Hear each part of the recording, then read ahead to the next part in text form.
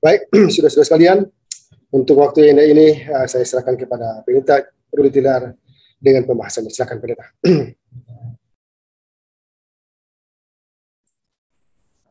Baik, selamat malam, selamat hari Sabat untuk saudara-saudara sekalian. Ya, selamat malam Pendeta. Pada malam hari ini, malam Sabat ini, kita akan membahas pelajaran yang sangat dibutuhkan oleh saudara dan saya sebagai umat-umat Tuhan yang ada di penghujung sejarah dunia ini.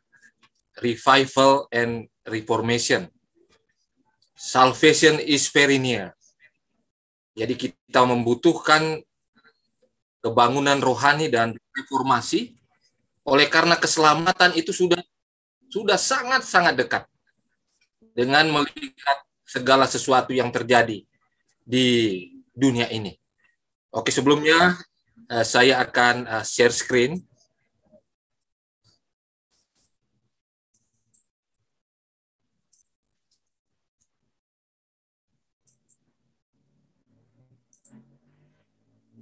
Terus kalian, ketika saudara memperhatikan akhir-akhir ini, pertempuran antara Rusia dan Ukraina, maka kalau saudara perhatikan di beberapa media massa itu menjadi trending dan menjadi highlight di beberapa media massa, apakah elektronik maupun yang cetak. Dan ini sebenarnya memberitahukan kepada saudara dan saya, umat Tuhan. Jadi Tuhan dengan kemurahannya memberikan petunjuk yang sudah sangat jelas bahwa memang Tuhan akan mengakhiri dunia ini. Dia masih mengasihani saudara dan saya sebagai umat-umat Tuhan, dan juga kepada dunia. Banyak yang masih goyang iman mereka, masih ragu-ragu di dalam kebenaran atau iman yang mereka miliki. Dan kepada saudara dan saya yang sudah ada di dalam kebenaran, mari kita fokuskan diri kita mengadakan revival dan reformation yang sudah sangat-sangat urgent sekali, sangat mendesak bagi kita. Oleh karena ini berhubungan dengan keselamatan saudara dan saya. Mari kita perhatikan satu persatu, saudara. Mudah-mudahan dengan pertolongan Tuhan kita berdoa tidak ada gangguan dari jaringan internet kita yang kita gunakan, dan juga alat-alat lain yang kita gunakan, laptop, HP, gadget kita. Kita berdoa supaya pelajaran pada malam ini boleh membawa kita mengerti segala maksud Tuhan pada saat-saat sekarang ini. Saudara-saudara sekalian, di dalam Review and Herald 25 Februari 02, itu ada pengertian tentang revival dan reformasi, ya. Kebangunan rohani atau revival dan reformasi harus terjadi di bawah pelayanan Roh Kudus.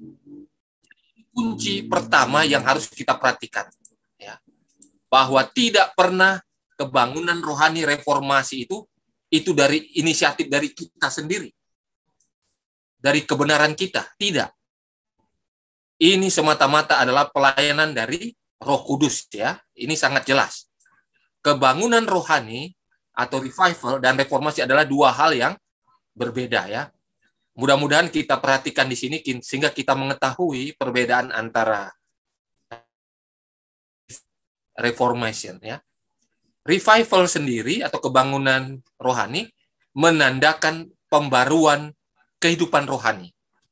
Jadi percepatan kekuatan pikiran dan hati, kebangkitan dari kematian rohani, ya. Jadi itu kebangunan rohani, pembaruan hidup rohani, percepatan kekuatan pikiran dan hati, kebangkitan dari kematian rohani. Nanti saudara dapat melihat, saya ini berada di mana.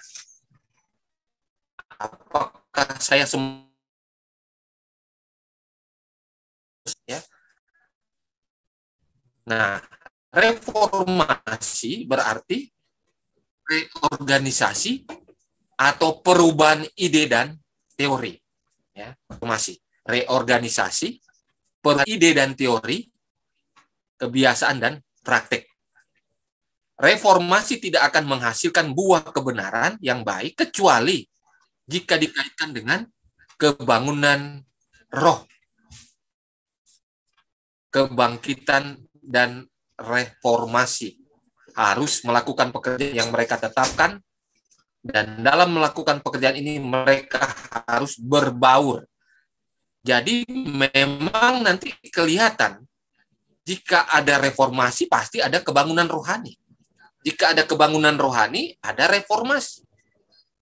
Oleh karena itu kita perlu melihat awal-awal ini definisinya, sehingga kita bisa lihat saya ini sementara membaharui kehidupan rohani dalam hati dan pikiran, ya, atau rohani saya sedang bangkit kembali dari kematian rohani, atau kita sementara merubah ide kita, teori-teori kita, kebiasaan kita.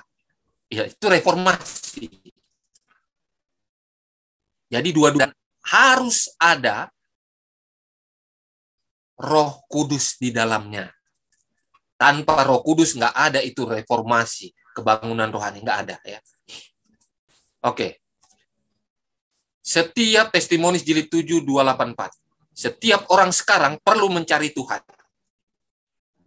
Apalagi dalam suasana sekarang ini, ya.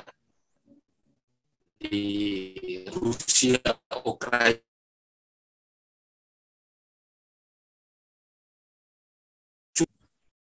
saudara mau tahan ujian, mau kuat iman saudara, bangunan rohani dan reformasi. Tuhan tidak akan masuk ke rumah yang Dia persiapkan untuk orang benar, satu dua yang mandiri. Ini berbicara tentang kebangunan rohani dan reformasi. Saudara tidak akan tahan dalam ujian kalau tidak ada kebangunan rohani dan reformasi. Lebih lanjut dalam True Revival 15 paragraf 2. Tuhan menyerukan kebangunan rohani dan reformasi rohani. Jika hal ini tidak terjadi, mereka yang suam-suam kuku akan terus semakin membenci Tuhan. Sekarang lebih mengerucut. Siapa yang perlu kebangunan rohani dan reformasi? Yang suam-suam kuku. Siapa lagi, saudara? Di dalam Wahyu pasal 3. Jemaat Laodikia. Sekali lagi jemaat Laodikia, di mana saudara dan saya menjadi anggota di dalamnya. Ya. Reformasi dan kebangunan rohani sangat diperlukan kepada saudara dan saya. Umat yang suam-suam kuku. Karena kalau tidak, saudara perhatikan ini, ya, yang di garis bawahi, akan terus tumbuh semakin membenci Tuhan. Gawat sekali, ya, saudara. Kalau tidak ada kebangunan rohani dan reformasi, saudara yang suam-suam kuku akan terus tumbuh. Tumbuhnya apa? Tumbuhnya semakin jauh dari Tuhan. Semakin membenci Tuhan. Dikatakan sampai dia menolak untuk mengakui mereka sebagai anak-anaknya. Artinya sampai penutupan pintu kasihan itu, saudara tidak akan akui lagi Tuhan itu. Karena apa? Tidak adanya kebangunan rohani dan reformasi di dalamnya. Suam-suam kuku ini akan terus bertumbuh menjadi membenci Tuhan sampai saudara tidak akan mengakui bahwa saudara adalah umat Tuhan. Dan saudara akan merasa nyaman terus. Prophets 6:26. Orang-orang Kristen harus bersiap untuk apa yang akan segera menimpa dunia sebagai kejutan yang luar biasa. Dan persiapan ini harus mereka lakukan dengan rajin melalui belajar firman Tuhan dan berusaha menyesuaikan hidup mereka dengan ajarannya. Tuhan memanggil kebangunan rohani dan reformasi di dalam hal mempelajari firman Tuhan, di mana saudara sementara belajar sekarang ini, kita sementara mencari tahu apa yang harus kita jalankan sebagai umat Tuhan sekarang ini. Ya. Bagaimana kebangunan rohani dan reformasi sebagai umat Tuhan yang dikatakan suam-suam kuku. Kalau kita tidak memiliki, maka kita akan apa? Lebih jauh dari Tuhan, lebih membenci Tuhan. Sampai kita apa? Sudah tidak bisa lagi kembali dan mengakui anak-anak Tuhan. Artinya pintu kasihan pribadi itu tertutup. Nah, apakah yang menuntun kita kepada reformasi? Apakah yang menuntun kita kepada reformasi? Jadi, sekali lagi, Roh Kudus yang akan memimpin saudara dan saya di dalam reformasi secara menyeluruh. Sister White katakan, saya melihat krisis di depan kita. Dan Tuhan memanggil para pekerjanya untuk berbaris. Setiap jiwa sekarang harus berdiri dalam posisi yang dalam, pengabdian yang lebih benar kepada Tuhan daripada selama tahun-tahun yang telah berlalu. White, jadi dia melihat apa? Kedatangan Tuhan yang tidak lama lagi, walaupun gagal pada saat itu karena umat Tuhan belum sedia. Dan konteks kedua ini aplikasinya kepada saudara dan saya sekarang. Roh Kudus harus menuntun saudara dalam reformasi menyeluruh. Ya, ada 9 hal untuk reformasi sebagai umat. Kalau saudara mau selamat, kalau saudara mau mempertahankan iman dan keselamatan yang saudara pertahankan, ya. Sister White melihat ke depan apa? Krisis yang ada di depan. Jadi kita perlu apa? Pengabdian yang lebih benar, posisi yang lebih dalam lagi di dalam hal reformasi ini. Dan tentunya kebangunan rohani. Agar kita tidak salah di dalam mengantisipasi sekarang ini. Di Rusia, ya, sementara mereka apa? Menyerang Ukraina. Lalu apa yang akan terjadi? Ya, jadi kita memfokuskan diri kepada apa? Peperangan yang terjadi di sana. Hal yang biasa sebenarnya. Karena dari dulu sampai sekarang saudara sudah mendengar apa? Nubuatan, mendengar deru perang dan kabar tentang perang. Bahkan dengan teknologi yang ada saudara bisa memperhatikan peperangan yang ada di sana. Tapi saudara, ya, ketika saudara mempelajari kitab Daniel, Wahyu khususnya, ya, maka saudara akan melihat hal-hal khusus di mana peperangan ini terjadi. Dan itu membangun siapa? Membangun saudara punya kerohanian. Ya, kalau saudara melihat di dalam membentuk tabiat Kristus itu yang diharapkan sekarang ini. Ya, nah kita lihat yang berikutnya, revival atau kebangunan rohani dalam Review and Herald 22 Maret 1887. Satu kebangunan rohani, kesalehan sejati di antara kita adalah yang terbesar, paling mendesak dari semua kebutuhan kita. Jadi kalau saudara akan bertanya, apa yang paling mendesak sekarang? Yang terbesar dan paling mendesak dari semua kebutuhan kita, kebangunan rohani, kesalehan. Ya, untuk mencari ini harus menjadi pekerjaan yang pertama. Jadi ini sebenarnya yang perlu kita miliki. Kebangunan rohani itu. Ya. Kita bangkit dari kematian rohani kita. Ya. Kita memiliki kehidupan yang baru. Ya. Dan juga tentunya hasil dari itu adalah apa? Reformasi. Ya. Pemikiran kita sudah berbeda, ide kita berbeda, dan cara pandang kita sekarang ini dengan hal-hal yang ada di sekitar kita, bahkan nubuatan-nubuatan yang digenapi akan berubah. Itu reformasi. General Conference Bulletin 19 Mei 1913, halaman 34. Sister White katakan, saya sangat terkesan dengan pemandangan yang baru saja berlalu di hadapan saya di musim malam. Tampaknya ada gerakan besar. Buah karya kebangunan rohani maju di banyak tempat. Orang-orang kita sedang berbaris menanggapi panggilan Allah. Saudara-saudara, secara pribadi saya senang. Karena apa? Karena walaupun setan berusaha untuk membuat saudara dan saya untuk tidak berbakti lagi di gereja-gereja. Ya. Karena seharusnya namanya persekutuan ibadah itu harus apa? Tatap muka. Bukan hal seperti ini sebenarnya, ya. Melalui online. Tetapi dengan cara yang lebih rendah sekalipun, ya, Tuhan bisa menggunakan teknologi ini untuk bisa menjadi berkat. Ya. Sister White melihat, dan itu juga terjadi kepada kita sekarang. sekarang ini sudah banyak kemajuan di dalam kebangunan rohani umat-umat Tuhan, ya, untuk menanggapi panggilan Allah. Para pekabar Tuhan sekarang ini dengan giat memberitakan pekabaran bahwa kedatangan Tuhan Yesus Kristus kedua kali sudah sangat-sangat dekat. Walaupun ada juga yang mencoba untuk membantahnya. Ya. Dan itu wajar. Wajar oleh karena nubuatan juga mengatakan akan ada pengejek-pengejek juga yang mengatakan dari dulu sampai sekarang itu bicara tentang Yesus datang, tapi tetap begitu saja. Lihat aja. Dari dulu sampai sekarang perang, begitu juga. Dari dulu sampai sekarang bilang sandelo, enggak ada juga. Nah, inilah pengejek-pengejek yang sebenarnya menggenapi nubuatan yang ada dalam firman Tuhan. Dan kita yang dipanggil oleh Tuhan untuk membangun kerohanian kita harus tetap setia kepada Tuhan. Ya. Jadi di dalam kebangunan rohani, ya, kerendahan hati itu yang diperlukan. Ya. Buah dari kebangunan rohani itu dapat saudara lihat kepada diri saudara dan saudara-saudara kita yang lain ketika penyangkalan diri dan roh pengorbanan itu apa? Terjadi. Ketika saudara sudah merasakan tabiat Kristus, yaitu roh kerendahan hati, maka saudara akan apa?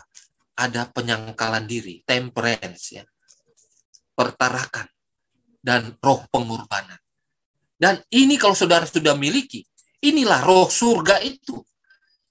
Roh yang dijalankan oleh Kristus ketika dia mati di kayu salib. Dalam kutipan yang lain mengatakan, jika saudara dan saya tidak ada roh penyangkalan diri, roh pengorbanan, jangan harap saudara ke surga.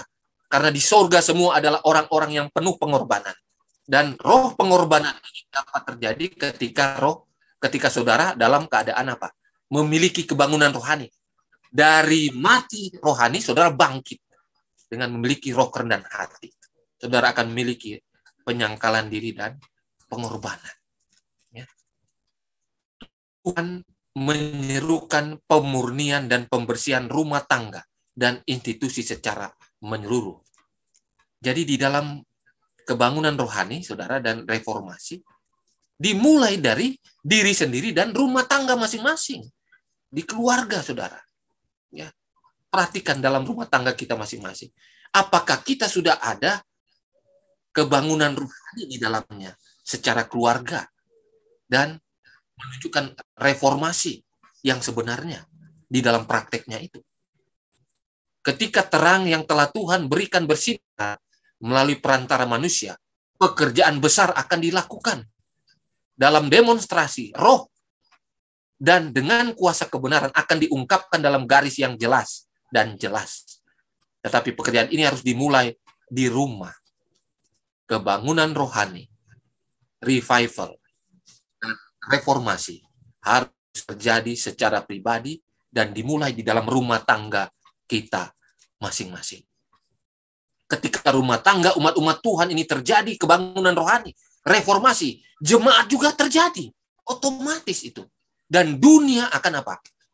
Akan dikagetkan dengan kebangunan rohani dari umat-umat Tuhan. Dan itu harus dimulai di rumah saudara. Ya. Nah, perlunya kebangunan rohani di dalam apa? Penelaahan Alkitab itu harus menyeluruh di seluruh dunia.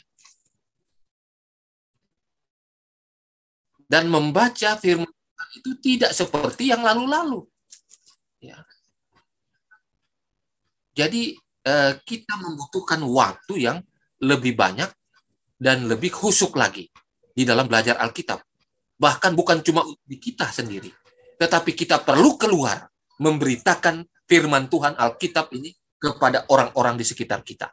Alkitab harus dibuka untuk orang-orang.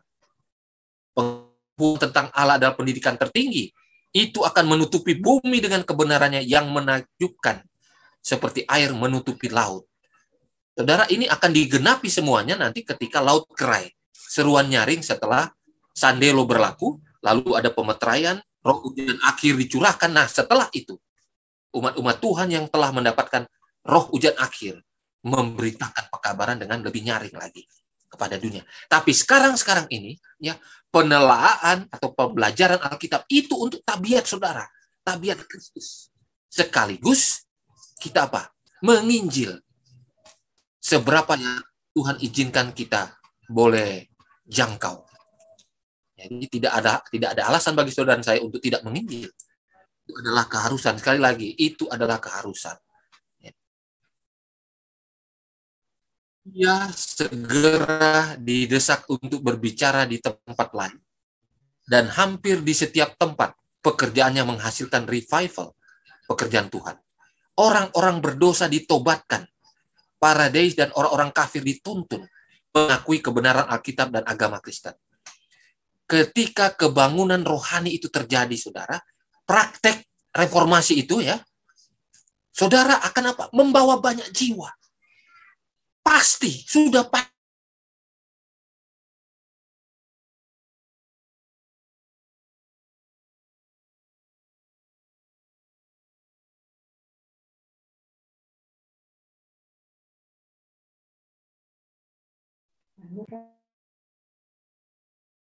Adalah milik pribadi-pribadi, milik semuanya. Ya. Roh pengorbanan itu terjadi. Dan pada saat itulah banyak orang ditobatkan. Dikatakan apa? Orang-orang kafir di sana, yang di luar sana, bertobat, saudara. Ketika apa? Kebangunan rohani itu terjadi di kehidupan saudara dan saya, dan sebagai umat-umat Tuhan. Tanda-tanda yang tidak dapat disalahartikan menunjukkan bahwa kedatangan Kristus sudah dekat. Ya. Berkat khusus Tuhan, baik dalam pertobatan orang berdosa, maupun revival kehidupan rohani di antara orang Kristen, telah bersaksi bahwa pesan itu berasal dari surga. Dan meskipun orang-orang percaya tidak dapat menjelaskan kekecewaan mereka, mereka merasa yakin bahwa Tuhan telah memimpin mereka dalam pengalaman masa lalu mereka. Ya. Nah, saudara, kebangunan rohani yang luar biasa yang terjadi itu ketika kita apa? Benar-benar sudah mati di dalam dosa dan merasakan Kristus 100% yang menggunakan saudara dan saya. Ya. Pekabaran malaikat ketiga berkembang menjadi seruan nyaring. Nah, ini berbicara ketika apa? Kita sudah melewati Sandelo, ya. Bahwa kebangunan luar biasa itu terjadi setelah itu karena apa? Kecurahan roh, ujian akhir nanti. Dan itu tidak ada yang bisa melawannya lagi. Ya. Kutipan Roh Nubuat yang lain mengatakan kekuatan pekabaran 3 malaikat itu 3 kali lipat daripada sebelumnya. Sebelum Sandelo terjadi.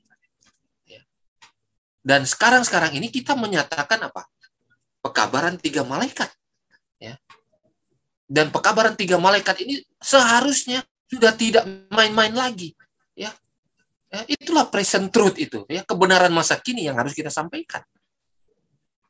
Apalagi pekabaran malaikat yang kedua dan yang ketiga. Saudara dan saya sudah harus sampaikan.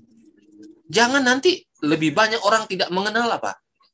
Oh, siapa itu binatang yang pertama? Apa binatang yang kedua? Apa yang mereka harus lakukan? Itu yang harus kita sampaikan di dalam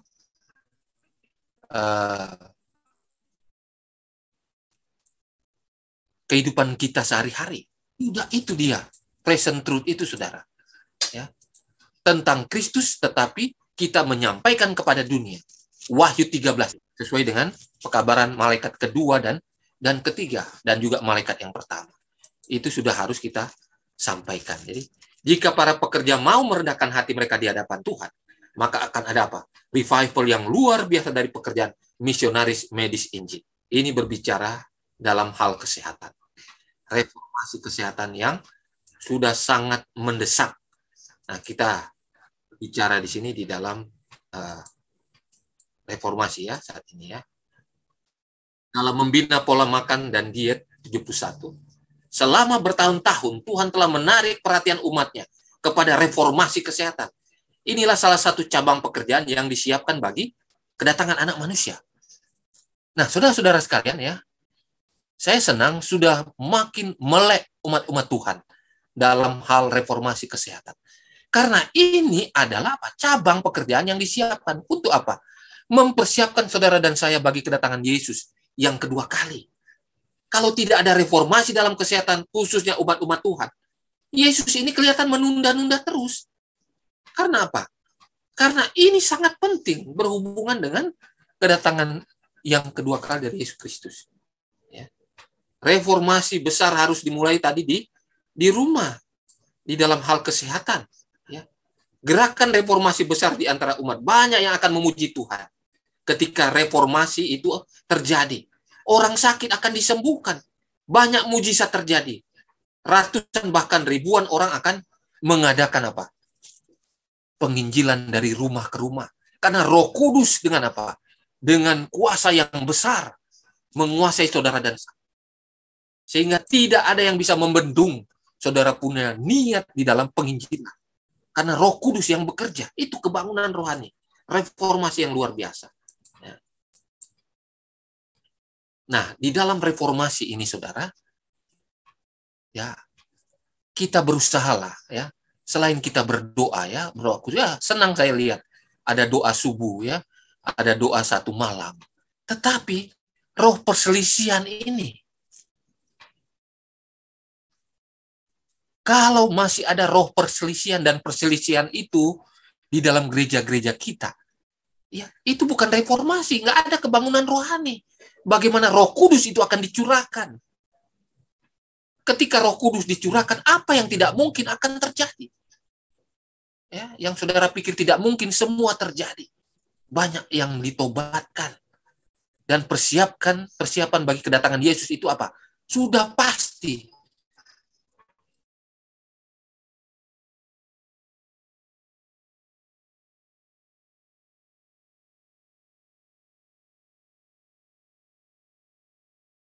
Kekuatan sejati yang tidak melakukan reformasi. Jadi omong kosong kalau saudara-saudara katakan, saya sudah jati, artinya full. Bukan bertobat setengah-setengah. Ya, nanti kita lihat beberapa kutipan yang lain. Nah, saya khususkan di sini, ada beberapa reformasi, tetapi inilah yang menjadi bagian yang penting bagi kita. Reformasi dalam kesehatan. Ya. Sudah banyak mendengar, tapi mari kita diingatkan kembali. Ya. Reformasi kesehatan ini, ya. Allah telah membiarkan terang reformasi menyinari kita pada zaman akhir ini, ya. Mereka yang dikalahkan telah menempatkan diri mereka di wilayah setan. Di sana mereka akan diganggu, digoda, akhirnya dikuasai penuhnya oleh musuh segala kebenaran. Karena reformasi kesehatan ini tidak dijalankan, menjerat umat-umat Tuhan dengan apa? Dengan selera yang ada, ya, kecenderungan hati, nafsu. Ini harus kita kalahkan, kita mereformasi diri kita di dalam hal kesehatan ini, ya. Mereka yang menyiarkan pekabaran itu harus mengajarkan reformasi kesehatan.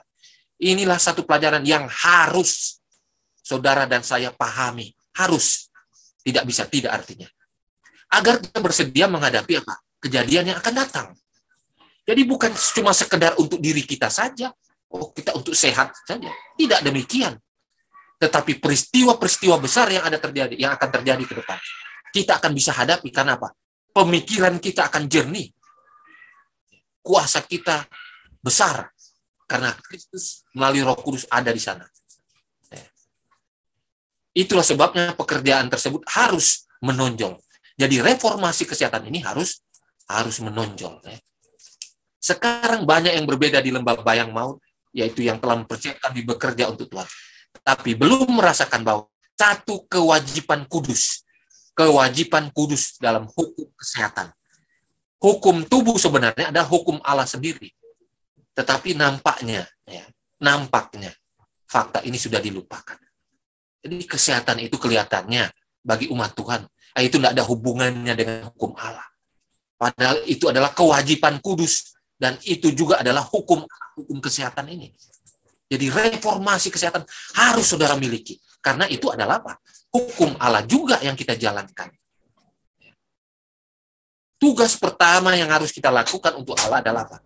Menuruti hukum Allah, termasuk hukum kesehatan. Testimoni jilid 3 halaman 164.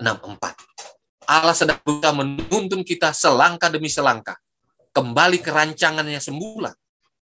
Manusia harus bergantung pada hasil-hasil bumi yang alami. Di antara mereka yang menantikan kedatangan Tuhan, akhirnya akan membuangnya. Daging hewani akan berhenti menjadi bagian dari menu mereka. Kita harus selalu memandang kepada tujuan akhir ini, berusaha terus untuk mencapai tujuan ini. Saudara, mengapa daging ini perlu disinggung dan diulang-ulangi? Karena saudara ini adalah Advent yang menantikan kedatangan Tuhan. Tapi kalau menanti kedatangan Tuhan, saudara belum bertaraf, belum meninggalkan daging ini, jangan haraplah saudara bisa melihat kedatangan Tuhan. Apalagi saudara berharap saya akan masuk 144.000. Tidak demikian. Ya. Jadi kita harus selalu memandang kepada tujuan akhir ini. Terus-menerus kita capai tujuan ini. Karena ini ada hubungannya dengan keselamatan. Ada nantinya. Karena apa? Membuat pikiran kita jernih, kita bisa belajar firman Tuhan 10 kali lipat, kita membentuk tabiat Kristus. Itu hubungannya keselamatan. Kalau sudah begitu apa? Kita siap menanti kedatangan Yesus. Ketika Yesus datang, kita dijemput, diangkat. Itu hubungannya dengan keselamatan. Ya.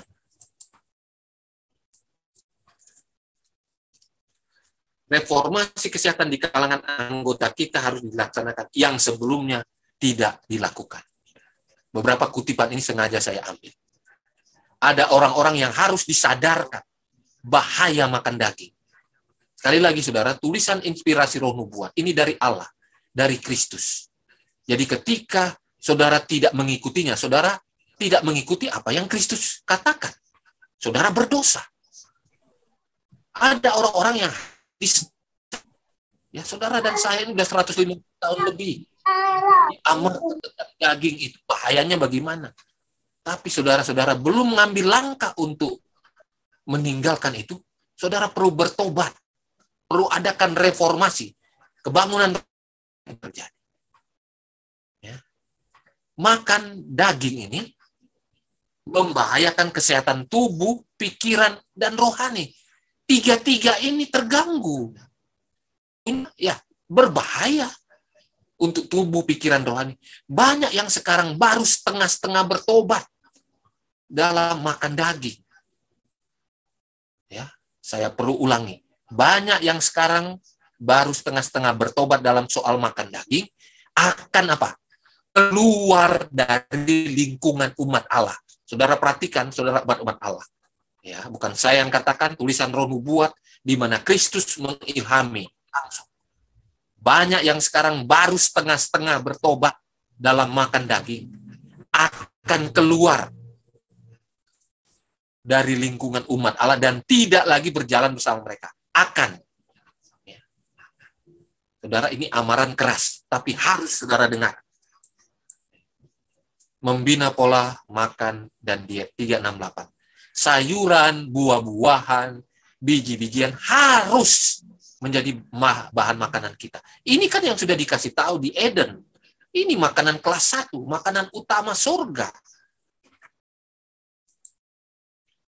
Sayur, buah-buahan, biji-bijian. Ya. Jangan makan daging. Ya. Janganlah makan daging memasuki perut kita, walau hanya sepotong. Diulang-ulang lagi. Makan daging bukanlah alamiah. Kita mau kembali pada rencana semula, sewaktu menciptakan manusia. Saudara-saudara sekalian, ya.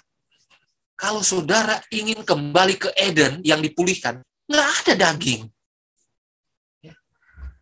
Jangan ada daging yang masuk dalam perut, walau hanya sepotong. Jangan terpancing lagi. Banyak orang yang sekarang ini masih setengah bertobat dalam makanan daging, akan keluar dari kelompok umat Allah, tidak berjalan bersama mereka. Ya, itu yang tadi. Mereka yang bermanja makan daging, ya, udah keenakan lupa, ya, katanya tidak mau makan daging lagi. Sedang menabur benih untuk satu panen penderitaan dan kematian. Jadi makan daging ini ada minum teh, ya, dan kerakusan dalam hal daging ini juga akan panen penderitaan dan kematian. Saudara-saudara, kalau saudara ingin memiliki hidup terus sampai Yesus datang, masuk dalam 144.000, tinggalkan daging segera. Jangan tunda-tunda lagi. Walaupun itu bertahap tentunya ya. Bertahap, seminggu sekali, 2 minggu sekali, seterusnya. Makanan yang tidak menyehatkan yang dimasukkan dalam perut akan menguatkan selera yang berperang dengan jiwa, mengembangkan apa? Ini daging, sifat kebinatangan. Saudara perhatikan aja binatang. Ya. Dia tidak kenal siapa orang tuanya, siapa adiknya. Itu lihat aja binatang. Jadi dikatakan makan daging mengembangkan sifat kebinatangan. Makanan daging cenderung membentuk sifat kebinatangan. Ngeri kan, saudara? Mengapa banyak pembunuhan? Ya. Mengapa banyak kasus amoral? Ini dagingnya ini. Dikembangkan sifat kebinatangan ini. Pengembangan sifat kebinatangan mengurangi apa? Kerohanian, sehingga pikiran tidak sanggup memahami kebenaran. Jadi orang yang sudah rakus dengan daging, saudara perhatikan ya, dia tidak bisa lagi membedakan mana yang benar, mana yang tidak benar. Pikirannya itu tidak sanggup memahami kebenaran. Belajar Alkitab juga sulit, ngantuk terus tidur. Orang mau mendengar firman Tuhan, dia ketiduran. Ya, karena apa? Sifat kebinatangan dari makan daging ini mengurangi apa? Ini yang menyebabkan apa? Pikiran kita itu seperti itu. Karena makanan daging ini. Jadi sangat jelas ini dikasih tahu. Sangat jelas diberitahukan ini ya. Kutuk Allah menimpa makhluk binatang. Banyak kali terjadi kalau daging dimakan, makanan itu busuk dalam perut sehingga timbul penyakit. Penyakit ini kanker, tumor paru-paru yang umumnya disebabkan makanan daging. Ya, kanker, tumor paru-paru. Ya. Saudara perhatikan ya. Mungkin saudara berpikir, aduh, saya kena COVID ini. Coba saudara periksa, jangan-jangan saudara banyak makan daging. Kanker, tumor, paru-paru di bagian dada, batuk-batuk dan lain sebagainya. Ini penyakit-penyakit yang muncul karena daging ya. Di dalam The European Journal of Clinical Nutrition, ini penelitian dikatakan ya saudara, daging sapi berbahaya dikonsumsi karena dimasukkan zat-zat berbahaya, hormon-hormon. Itu ada estradiol, kolesterol, testosteron, hormon sintetis, zeranol, lenbolin, asetat, seterusnya. Nah, ini hormon-hormon ini maksudnya supaya menambah berat badan. Jadi dari ternak-ternak ini. Sehingga apa? Berpengaruh bagi kesehatan ini ya. Resikonya kanker ya. Kemudian ada peradangan karena konsumsi daging. Mandel, nyeri lutut, bisul. Lalu ada zat yang ada di dalam daging sapi, ayam dan babi ya, yang meningkatkan risiko kanker yang namanya dioksin. Penyakit lain ini muncul akibat konsumsi daging adalah obesitas dan kuman E. coli, menyebabkan keracunan serius. Penyakit jantung juga dilaporkan terjadi bagi konsumen daging. Ya. Ini sudah diteliti oleh dunia. Tentu kita lebih percaya adalah tulisan dari hamba-hamba Tuhan, khususnya tulisan Roh Nubuat. Itu dari Tuhan sendiri. Dan ini sudah diteliti oleh dunia. Orang yang berkompeten di bidang itu ya. Organisasi Kesehatan Dunia ya, WHO, menyatakan merkuri sebagai salah satu zat yang dapat menimbulkan gangguan kesehatan. Merkuri adalah logam berat yang secara alami terdapat di tanah, air, udara. Merkuri juga biasanya terdapat dalam limbah pabrik yang kemudian akan mencemari air. Kandungan merkuri dalam air inilah yang akan mengendap dalam tubuh ikan. Ya, saya bicara di sini tentang ikan ya, sekarang ikan. Ya, hewan pemakan ikan dan kerang yang kemudian dikonsumsi oleh manusia. Jadi merkuri ini berbahaya sekali. Ya. Apa ya, Bung? Dan ikan-ikan itu sudah dicemari oleh merkuri. Jadi merkuri bisa masuk ke dalam tubuh manusia melalui paparan langsung kulit, udara, makanan, minuman dikonsumsi. Dalam kadar tinggi, paparan merkuri dapat membahayakan sistem kekebalan tubuh. Ini yang ada di ikan, saudara ya, ikan, otak, paru-paru, dan ginjal. Pada janin, bayi, dan anak-anak. Paparan logam merkuri dapat merusak sistem saraf, mengganggu fungsi otak sehingga bisa menurunkan kemampuan mereka dalam belajar ya. Nah, ini Saudara, bahaya merkuri pada manusia dapat dikenali dengan tanda-tanda di bawah ini. Otot lemah. Ini makan ikan ya, bukan daging lagi, ini ikan. Gangguan saraf seperti kesemutan, mati rasa, ya, tidak bisa jalan, mendengar, bicara. Gangguan koordinasi tubuh, ya, gemeteran tubuh. Lalu gangguan penglihatan kita, bahkan ada yang buta. Hambatan tumbuh kembang, gangguan mental, dan kerusakan paru-paru. Nah, ini ikan yang udah diteliti, yang sekarang-sekarang ini. Ya, berbahaya karena kandungan merkuri itu, yang bisa menyebabkan kanker di sana, ya, penyakit-penyakit berat. Dan ini gejala-gejalanya kalau sampai kena merkuri. Ya, kalau kita makan lalu Saudara kena gejala ini, itu karena ada merkuri yang berbahaya di ikan ini. Ya. Berikut ini adalah beberapa jenis ikan yang mengandung banyak merkuri, Saudara. Perlu Saudara hindari. Ikan tenggiri, tuna, ya, ikan hiu kita tahu Anda, marlin, nila. Ini, ya. Saya konsultasi dengan salah satu pakar di bidang kesehatan, Advent, yang mengatakan, saya bertanya, jadi ikan mana kalau kita masih mengkonsumsi ikan yang masih terbaik, artinya merkurinya paling sedikit di dalam tubuhnya. Yang nomor satu adalah apa? Ikan kembung, ikan kembung. Kalau orang Manado bilang tude, ikan tude, ya, ikan kembung atau tude. Itulah ikan yang paling kuat melawan merkuri yang ada di air yang datang. Dia bisa menolak banyak sehingga merkurinya paling sedikit.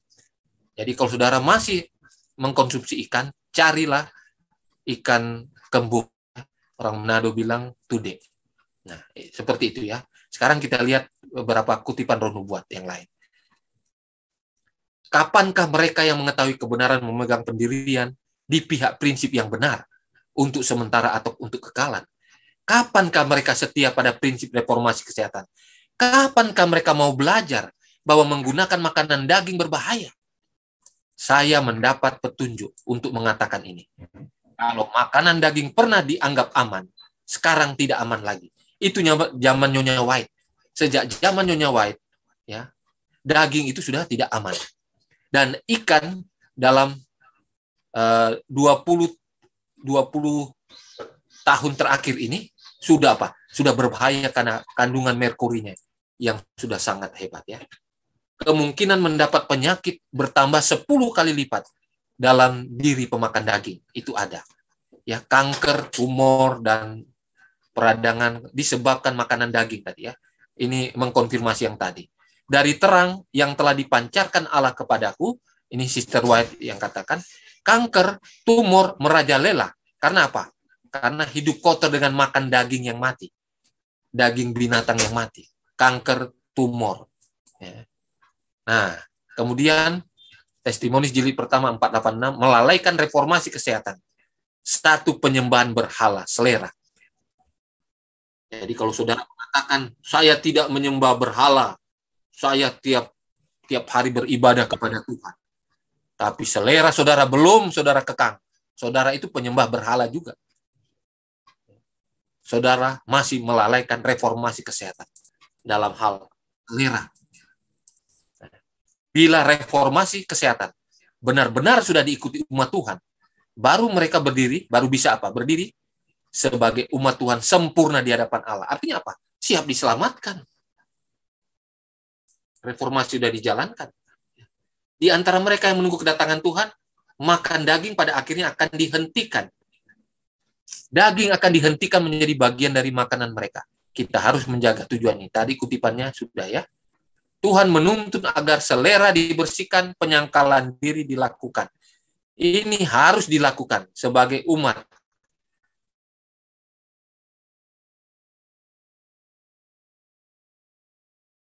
Ulang-ulang diberitahukannya. Nah, saudara-saudara, di dalam reformasi masalah Sabat ini banyak sekali ya. Tetapi mengapa kita perlu singgung dua hal ini ya? Makanan dan juga hari Sabat. Ya. Karena hari Sabat ini adalah satu ujian bukan tuntutan manusia. Ujian Allah bagi saudara dan saya. Apakah saudara setia kepada Tuhan atau tidak? Hari Sabat dilihat. Jadi justru itulah yang akan membedakan saudara dan saya dengan orang-orang yang di luar sana. Apakah sebagai penyembah Allah atau bukan? Itu hari Sabat dilihat. Ya. Jadi reformasi di dalam pemeliharaan dan pengudusan hari Sabat sangat perlu. Apalagi hari Sabat ini adalah apa? Ya, menjadi pusat, ya, menjadi final checking, ya, pada saat Sandilo disahkan. Bagi apa? Seluruh dunia Kristen, baru seluruh dunia. Ya. Dan pada persoalan inilah akan datang pergumulan terakhir antara kebenaran dan kesalahan. Itu masalah Sabat. Jadi reformasi Sabat, kalau saya boleh singkatkan, ya, panjang itu, dia berbicara khusus. Pengudusan hari Sabat harus sudah dipersiapkan setiap minggu pekerjaan kita. Jadi bukan nanti hari Jumat. Ya, itu salah besar. Saudara, Advent jangan hari ke-7 saja. Advent, saudara, setiap hari. Persiapan hari Sabat itu setiap hari. Bukan nanti hari Jumat. Ya. Saudara perlu mereformasi dalam pemeliharaan Sabat. Setiap hari adalah persiapan untuk hari Sabat. Setiap Sabat kita bertemu dengan Tuhan pencipta Sabat. Saudara bukan cuma bertemu dengan orang-orang, ya, tetapi kita bertemu dengan Tuhan di sana. Sabat adalah lambang kita bertemu dengan Tuhan pada kedatangan Yesus kedua kali. Jadi kita 1000 tahun di surga, 6000 tahun di dunia. Jadi 1000 tahun itu adalah lambang kita ke surga. 1000 tahun di surga. Jadi setiap hari pekerjaan kita mempersiapkan diri kita untuk menyambut Yesus Kristus pada hari Sabat dengan hidup kudus setiap saat. Ya. Kedatangan Yesus kedua kali sama seperti menunggu datangnya hari Sabat. Sehingga persiapan kita setiap hari untuk tetap kudus adalah sama dengan menunggu kedatangan Yesus kedua kali. Sama. Persiapan setiap hari artinya apa? Menganggap hidup kita dan pintu kasihan pribadi itu bisa terjadi setiap apa? Waktu, setiap saat. Kita tidak tahu. Jadi itulah mereformasi Sabat itu, ya, di dalam kehidupan kita. Oke, sebagai penutup pada malam ini, Kemenangan Akhir 88 593. Setan menggunakan segala cara yang mungkin untuk mencegah manusia memperoleh pengetahuan tentang Alkitab, karena ucapannya yang sederhana mengungkapkan penipuannya. Pada setiap kebangunan rohani pekerjaan Tuhan, pergerakan setan kejahatan ini dibangkitkan melakukan aktivitas lebih intens. Dia sekarang mengerahkan upaya terbaiknya untuk perjuangan terakhir melawan Kristus dan para pengikutnya. Jadi saudara, setan tahu waktunya sudah singkat di dunia. Dia perlu untuk membawa manusia dan khususnya umat-umat Tuhan supaya ikut dia. Ini perjuangan terakhir dia. Melawan apa? Kristus melalui umat-umatnya. Umat Tuhan, saudara dan saya. Begitu eratnya yang palsu akan menyerupai yang benar, sehingga tidak mungkin membedakan kecuali dengan kitab suci. Oleh karena itu, saudara dan saya perlu mereformasi, mempelajari Alkitab. Karena apa? Karena setan juga akan menggunakan kitab suci untuk menipu saudara, ya, sehingga saudara akan kebingungan. Apa ini dari setan, apa dari firman Tuhan? Karena dikatakan apa? Yang palsu itu menyerupai yang benar, sulit untuk membedakannya. Ya. Dengan kesaksian mereka setiap pernyataan dan setiap mujizat harus diuji. Bagaimana kita mau tahu itu dari setan? Kalau kita tidak belajar Alkitab, tulisan roh nubuat yang lebih mengungkapkan hal-hal yang banyak tentang penipuan setan. Jadi kita harus belajar dan belajar. Supaya apa? Kita kokoh. Benteng kita, iman kita ini kokoh. Ketika serangan setan itu ada, kita bisa serang balik. Dan kita ada pertahanan. Ada tameng, ya. Ujian bagi kita nanti adalah berdiri mempertahankan kebenaran dan kesalehan ketika sebagian besar orang meninggalkan kita. Dan ini akan terjadi, ya. Bertempur dalam peperangan Tuhan ketika para juara hanya sedikit. Ya, memang dikatakan bahwa sedikit yang apa? Yang banyak yang dipanggil, sedikit yang terpilih. Jadi memang akan sedikit yang akan diselamatkan. Sangat jelas. Segera umat Tuhan akan diuji oleh ujian yang mengerikan. Sejumlah besar orang yang sekarang tampaknya tulus, benar, terbukti sebagai logam dasar. Testimonies jilid 5, 136. Nah, ujian-ujian yang mengerikan ini dapat terjadi kepada orang-orang yang kurang memahami firman Tuhan, yang kurang mempelajari Alkitab dan tulisan Roh Nubuat. Ya, mereka ini akan merasakan apa ini? Ngeri sekali ujian ini. Tetapi ketika saudara dengan apa? Dengan pasti dan dengan telaten, dengan teliti mempelajari firman Tuhan dari waktu ke waktu, maka saudara akan mendapatkan benteng yang kuat, kuasa yang kuat untuk melawan, memenangkan ujian-ujian yang dikatakan mengerikan ini. Bagi yang kurang belajar, cuma setengah-setengah, sedikit-sedikit, ujian-ujian itu mengerikan. Ya.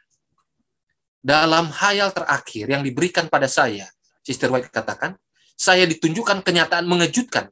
Hanya sebagian kecil dari orang yang mengaku kebenaran sekarang ini akan dikuduskan olehnya dan selamat. Ini sebagian kecil dari yang apa? Yang mempercayai kebenaran sekarang ini yang akan diselamatkan, dikuduskan dan diselamatkan. Ya. Nah, inilah yang harus saudara dan saya di dalam apa? Hidup ini sekarang ini dalam revival and reformation. Kemenangan Hakim 4:25. Sementara penghakiman penyelidikan langsung di surga. Sementara dosa-dosa orang percaya yang menyesal ditiadakan dari bait suci, maka pekerjaan istimewa, penyucian, membuang dosa harus terjadi di tengah-tengah umat Allah di bumi. Jadi jangan pernah kita tinggalkan sedikit dalam satu hari itu, dosa-dosa itu. Saudara kalau berbuat dosa, langsung mengakui. Jangan tunggu nantilah malam, baru saya minta ampun. Itu sudah banyak, sudah berapa banyak dosa ya, saudara. Sengaja, tidak sengaja. Nggak bisa dirapel. Tuhan ampuni dosa saya semua sepanjang hari ini. Tidak demikian. Cuma sampai di loteng itu ya, Nyonya White katakan. Kalau mau mengaku dosa, sebutkan dengan namanya. Ya. Oleh karena itu, supaya saudara jangan kebingungan, ketika saudara berdosa, 1 Yohanes 1 ayat 9 katakan apa? Ngaku langsung di hadapan Tuhan. Kalau baru mencuri, Tuhan, ampuni saya baru mencuri tadi. Ampuni saya. Itu diampuni saat itu. Jangan ditumpuk satu hari, nanti malam saudara baru berdoa. Itu berapa banyak dosa. Yang sengaja, tidak sengaja, saudara akan kebingungan. Ya, tidak efektif. Nah, inilah pekerjaan kita dalam penyucian sekarang ini. Ya, Kristus masih ada di sorga, masih ada di bilik yang maha suci, masih menjadi perantara. Gunakan waktu ini membuang dosa saudara, memohon pengampunan. Ya, itulah proses penyucian kita sekarang ini. Ya. Di dalam pertobatan, termasuk penyesalan akan dosa dan berpaling daripadanya. Kita tidak akan meninggalkan dosa itu kecuali kita lihat apa? Betapa jahat dosa-dosa itu. Ya, kalau saudara cuma sekedar aja Tuhan ampuni dosa saya, saudara akan buat lagi. Pertobatan yang sebenarnya, ya, ketika saudara melihat dosa itu sangat menjijikkan, jahat sekali, maka itu akan mengakibatkan pertobatan yang sungguh-sungguh, pertobatan yang jujur dan tulus, ya, dalam hati kita, itu tidak akan meringankan kesalahan itu, apalagi lari dari penghukuman yang akan mengancam kita sementara. Ya. Jadi itulah pertobatan yang sebenarnya. Saudara berbuat dosa, siap menerima akibatnya. Walaupun saudara sudah diampuni, siap. Itu pertobatan yang jujur. Hati yang ya. Nah, ini testimoni jilid 5, 337. Waspadalah terhadap penunda-nundaan. Ini bahaya sekali penundaan. Jangan lengah membuang dosa-dosa, serta mencari kesucian hati melalui Kristus. Di dalam hal seperti inilah, ribuan orang tersesat menemui kebinasaan selama-lamanya. Nggak bisa bertobat lagi. Pintu kasihan pribadi sudah tertutup selama-lamanya. Karena apa? Karena selalu menunda-nunda bertobat. Selalu menunda-nunda untuk mengakui dosa-dosa yang dilakukan. Nggak ada kekudusan. Menunda dan menunda. Ini dikatakan apa? Ribuan orang tersesat. Karena penundaan ini, penundaan untuk mengakui dosa di hadapan Tuhan. Ya. Selagi Kristus masih ada di bilik yang maha suci, mari saudara, kita langsung di hadapan Tuhan, sekecil apapun. Selalu minta doa, Tuhan ingatkanlah dosa-dosa yang belum saya akui. Selagi engkau masih di bilik yang maha suci, ingatkan dosa apa itu. Supaya kita bisa akui. Ya. Itu yang harus kita lakukan. Jangan menunda.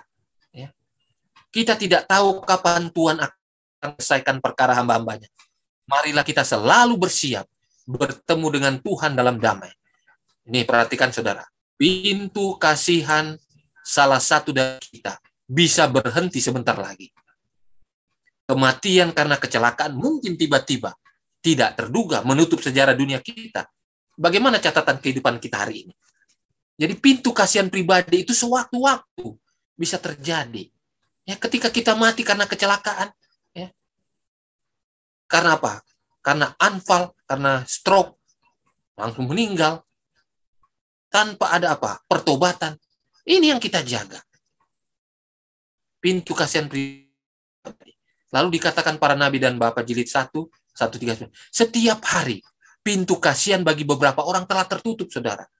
Tiap jam beberapa orang melewati jangkauan rahmat. Nah, saudara-saudara, di mana saudara-saudara berada ketika orang-orang ini sudah apa? Terlambat untuk bertobat. Itu tugas saudara. Di mana mereka yang dengan rendah hati, dengan iman yang teguh, memohon pada Allah bagi orang-orang berdosa ini? Sudah terlambat mereka untuk bertobat. Itu tanggung jawab saudara dan saya. Selain untuk kita juga ya, supaya jangan sampai kita terlambat juga. Tetapi pada saat yang sama kita juga perlu apa? Memberikan peringatan kepada orang-orang sekitar kita. Yang terakhir, kita harus berjaga-jaga dan bekerja berdoa. Seolah-olah inilah hari terakhir kita yang dikaruniakan pada kita, sebab itu betapa tekunnya kita harus hidup sekarang ini.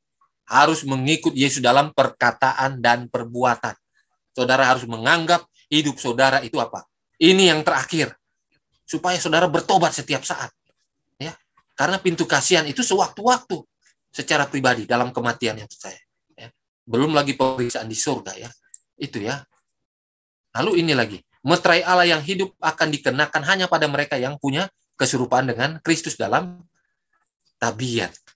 Dan mereka yang menerima meterai Allah yang hidup di bumi pada masa kesusahan harus memantulkan citra Yesus sepenuhnya. Tabiat Kristus itu harus saudara bentuk, baru saudara bisa dimeteraikan nanti. Ya, harus saudara miliki ini. Ya. Nah, itu pertanyaan tadi di awal-awal dikatakan, apakah saudara bisa tahu saudara selamat atau tidak sekarang ini? Ini kutipannya. Testimonis jilid 5:7-45. Kalau sekarang kita tidak mendapat kesenangan dalam merenungkan, menaruh minat mencari pengetahuan akan Allah, tidak merasa senang memandang tabiat Kristus, kalau kekudusan tidak mempunyai penarikan bagi kita, maka kita merasa pasti pengharapan kita akan ke surga sia-sia. Jadi saudara ingin tahu saudara selamat atau tidak sebenarnya. Saudara coba perhatikan beberapa hal ini. Ya. Kalau saudara ya senang merenungkan perkara semawi, syukur. Ya. Kalau saudara senang mencari pengetahuan tentang Tuhan, tentang kebenarannya, ya, syukur, senang sekali. Ya. Lalu saudara senang untuk memiliki kehidupan yang kudus, syukur. Berarti saudara siap ke surga. Ya. Ketika ada ibadah-ibadah dalam bentuk apapun, ya, saudara langsung respon, saya mau ikut. Itu hal-hal rohani. Ketika saudara bilang, malas, jangan-jangan tidak diarahkan ke surga. Jadi hati-hati ketika perkara-perkara rohani saudara sudah tidak peduli lagi. Saudara cuma pilih-pilih. Itu sudah mengarah kepada apa? Pengharapan ke surga itu sia-sia. Ya. Waktu di mana saudara mempelajari Alkitab yang rutin sudah mulai apa? Kendor. Hati-hati. Saudara ketika berbicara tentang hal-hal rohani, ya, kalau kita bertemu dengan teman, saudara-saudara kita berbicara rohani, saudara tidak senang, jauh dari situ. Hati-hati. Jangan-jangan pengharapan ke surga itu saudara sia-sia. Saudara bisa tahu, saudara selamat atau tidak dari sini, sekarang ini. Jadi saudara sekalian, biarlah pekabaran firman Tuhan pada malam hari ini tentang kebangunan rohani, pertobatan kita, reformasi, ya, itu boleh terjadi sekarang ini. Karena keselamatan kita sudah sangat dekat ketika kita menghubungkan dengan pintu kasihan pribadi kita. Pintu kasihan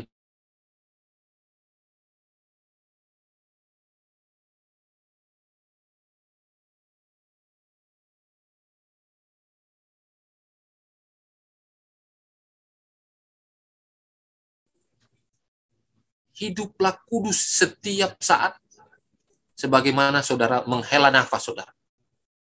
Begitulah kekudusan itu. Jadi dengan demikian, di dalam beberapa hal yang kita pelajari dalam reformasi kesehatan, hari Sabat, dan reformasi di dalam hal-hal yang lain, kiranya itu boleh menjadi bagian kita. Karena waktunya sesungguhnya sudah sangat singkat. Baik secara pribadi maupun secara global ketika kita melihat apa tanda-tanda zaman saat-saat ini. Kita udah tidak lama nunggu ya. Udah tidak lama kita nunggu. Saat Sandelo itu akan disahkan. Ya. Saudara mungkin perhatikan di apa? Di Rusia, di Ukraina. Saudara tidak perhatikan di Amerika. Itu mereka lagi rapat gitu ya. Udah tidak lama itu ya. Jadi 9 pokok nubuatan yang digenapi sebelum Sandelo itu sudah di depan mata. Nah sekarang kita perlu kebangunan rohani yang benar.